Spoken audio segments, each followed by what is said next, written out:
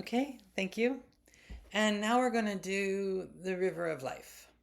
Each of you has a large piece of paper, and you can all reach your pastels, oil crayons. You can use them, but be sure that you set them back in the middle so that you share with other people, that other people can find the colors they need. Okay? And what we're going to do is on your paper, about a third of the paper is going to be your past, about a third is the present, and about a third is the future.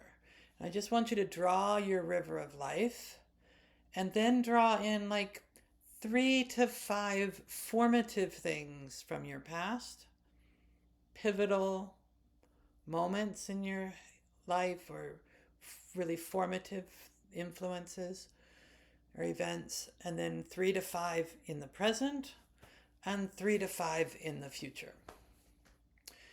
And yeah, the future has not happened, but what you see coming, what do you imagine are going to be significant events or significant aspects of your future?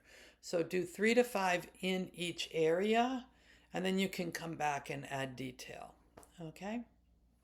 Go ahead. Drawing, drawing, drawing. Check the drawings. Okay, make sure we do 3 to 5 in each section, and then you can come back to the detail. But, you know, everybody should have finished the past, should be moving on to the present. Okay, everybody should be working on the future and wrapping up. Okay, how much more time do you need? Is 3 minutes enough? Okay, good.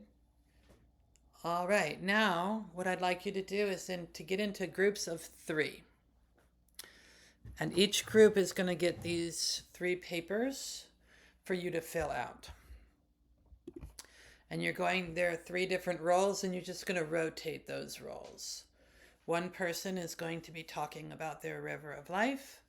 One person is going to be their companion and is going to listen and ask them some questions. And one person is going to be the recorder and write their answers down. Okay? So just set out your river of life and just briefly just name 3 to 5 things. Don't tell your whole life story, but just mention 3 to 5 things in the past that were formative or pivotal for you, 3 to 5 in the present, and 3 to 5 in the future. And then you're going to come back and say, the companion can remind them and ask them these questions. So, what were 3 to 5 inner strengths that you had in the past that have made the present possible? Sometimes we just do the inner strengths. Sometimes we do inner strengths. And what were the outer supports from the past? What kind of support did you get in the past that made the present possible? Okay, and then what are 3 to 5 inner strengths now that you have that is going to make the future possible? And sometimes that's all we do, and sometimes we add what are 3 to 5 outer resources, outer supports that is going to help you to get to the future that you want. All right, now, but you need to give yourself a little advice. But you need to do this, this, this, this, and this in order to make the future you want possible. So you're going to give yourself advice. You're going to give yourself steps. What are the steps you need to take in order to make this future possible for you?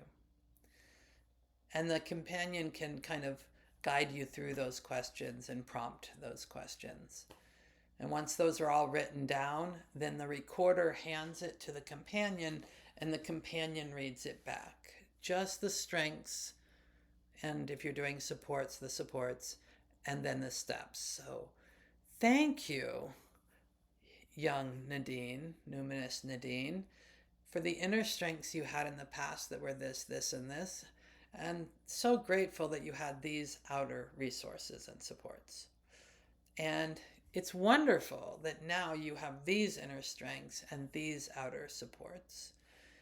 But you need to remember you need to do this, this, this, this, and this.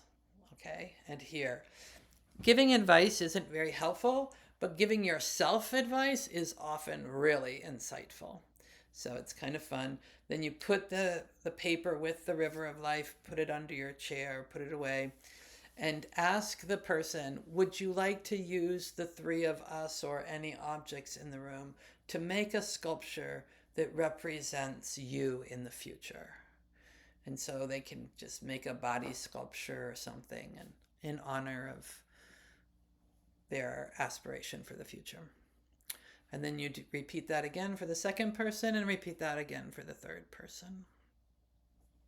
So as a facilitator, you go around and you watch and just let people know the groups are on the second person, the groups are on the third person. Okay, great. I'll come back. And then debriefing from this is probably taking the journal time first. This is a more personal kind of experience. So you can decide how you want to approach the activity debriefing, but I would probably have them journal first, then get into a pair or a group of three of people that weren't in their group. Just what did you learn from that? What did it feel like to do it? And then come back to the big group. Like, what did you notice? What's important for us all to notice together? Okay, and that's it.